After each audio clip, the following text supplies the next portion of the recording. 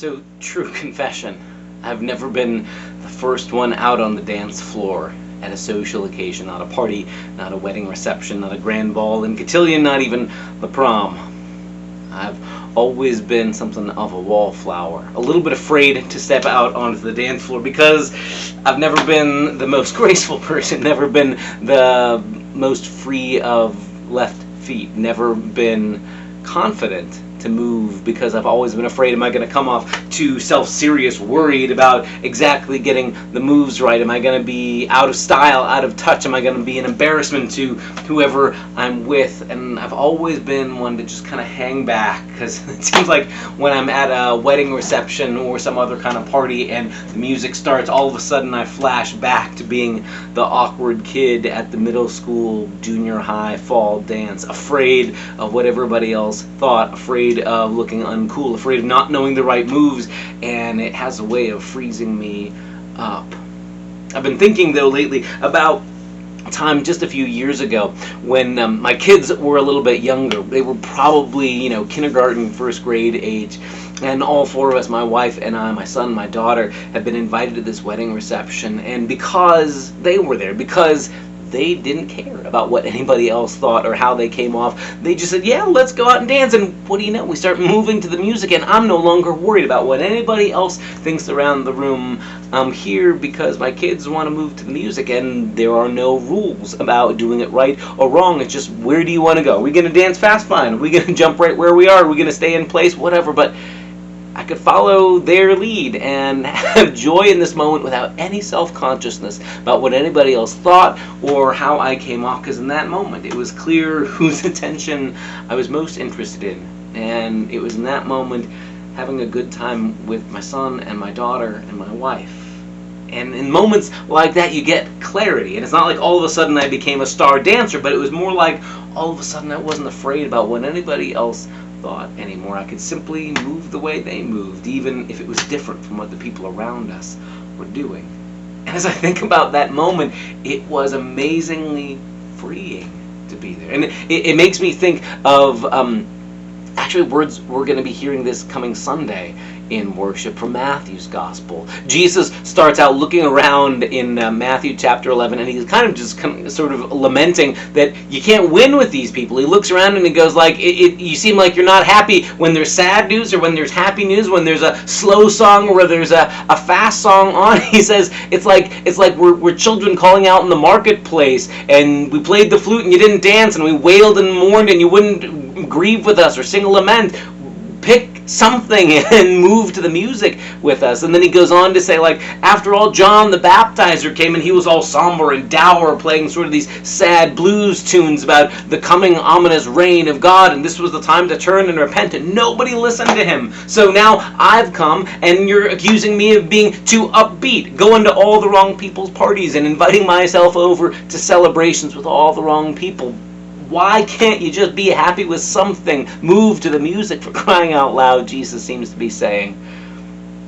And it seems like so often the respectable religious people are more worried, eyeing everybody else in the crowd. They all become wallflowers, afraid of what everybody else thinks and who measures up and who doesn't, and who's doing the right thing and who's not doing the right thing. Everybody's afraid to move to the music. All of a sudden, we're all back to being at the junior high school dance, ready to mock everybody else or judge everybody else because their moves aren't good, but afraid to get out on the dance floor ourselves. And Jesus offers himself to his first century listeners and to us as well, with the utter freedom of a 7-year-old kid taking you by the hand out onto the dance floor and simply saying, follow my lead. I mean, that's really, in the end, what Jesus says. At the end of Matthew 11, Jesus says to the people listening to him, come to me, everybody who's tired and weary and carrying heavy burdens, and I'll give you rest. My yoke is easy, my burden is light. Okay, it's the imagery of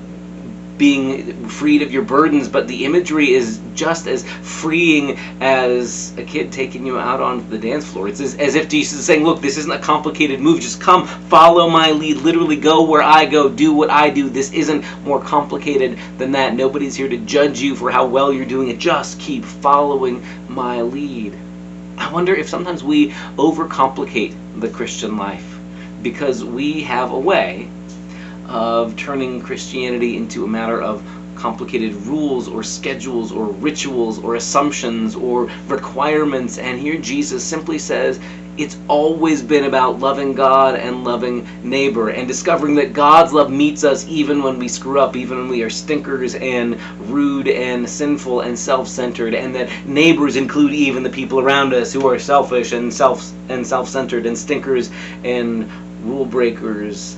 It really is that simple, loving God and loving neighbor, living within the love of God in all directions. It's just a matter of following Jesus' lead. So going where Jesus goes. What kind of people does Jesus hang out with? Oh, Jesus doesn't only hang out with the respectable religious people. Jesus intentionally goes out to include the outsiders and the nobodies and the anybodies, the people who've never darkened the door of the house of God before. Yep, they're welcomed and included. Jesus includes the rich and the poor and men and women and educated and uneducated, all of them. Yep, that's where we're sent. What kinds of things does Jesus do when he finds himself around all those people? He brings people to life. He listens. He includes. He welcomes back outcasts. He raises people to life. He speaks truth. He listens. He shares.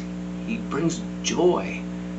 Yeah, that's what our life is invited to be. It's simply a matter of following Jesus' lead. And when he says, come to me, if you're afraid of what everybody else thinks, please come to me, and you'll see all of a sudden it doesn't matter what anybody else says or does. Just come and follow my lead. That's our calling, week in and week out, wherever we find ourselves, is simply to follow Jesus' lead. And when that happens, you get this amazing clarity, like being led out onto the dance floor by your 7-year-old kid, and all of a sudden what anybody else thinks falls away. What if this week the question we asked was something as clear and direct as, where is Jesus leading us? What would it look like to follow his lead onto the dance floor of this week? No longer worrying about how we measure up to anybody else's expectation, but simply trusting Jesus has taken us by the hand and is inviting us to move with the music along with him. That's the invitation Jesus gives us this coming Sunday. Join us for the conversation. See you then.